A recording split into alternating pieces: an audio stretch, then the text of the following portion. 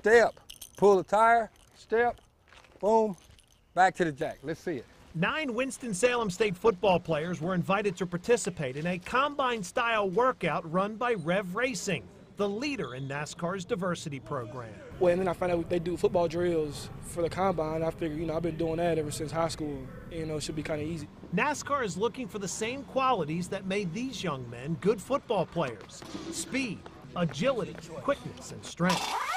Because there's a lot of guys that are good, great college players, just didn't have enough for professional, sports, but there's ways like this to stay competitive.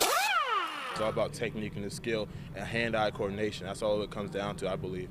But it definitely really has a high correlation between football itself. That's why y'all make good jackmen, because for the most part, you're all 6'2" and above, right? Phil Horton, who was once the strength and conditioning coach for the Milwaukee Bucks in the NBA, has been with the program since 2009. We have a template for each position. We look for a certain body type for the changer, the same thing for a carrier, and the same thing for a jackman. And when they fit that body type, we actually say, this is the position we want you to try. With the raw physical tools, body's position right. The next step is to teach the specific skills needed in NASCAR to jack the car, carry the tires, and of course, change them. It takes about 1.2 seconds to take the lug nuts off and about 1 second to put them on. That's what the tire changer, that's what we're looking for from a tire changer. It takes 1 second to index the tire to actually throw it on.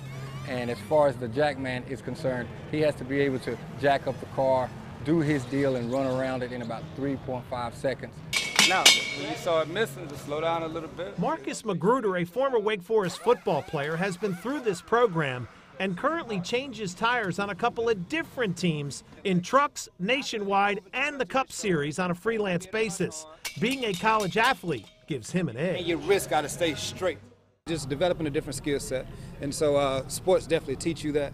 And I would say just kind of operating in a very high environment, like a high functional, high energy environment, but being under control. Playing sports from a young age and now realizing their careers are ending is tough, but trying something completely new like NASCAR is a way to stay in athletics and compete.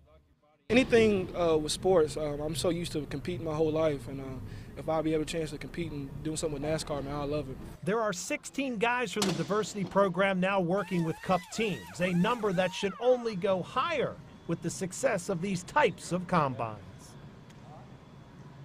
The first thing we're going to do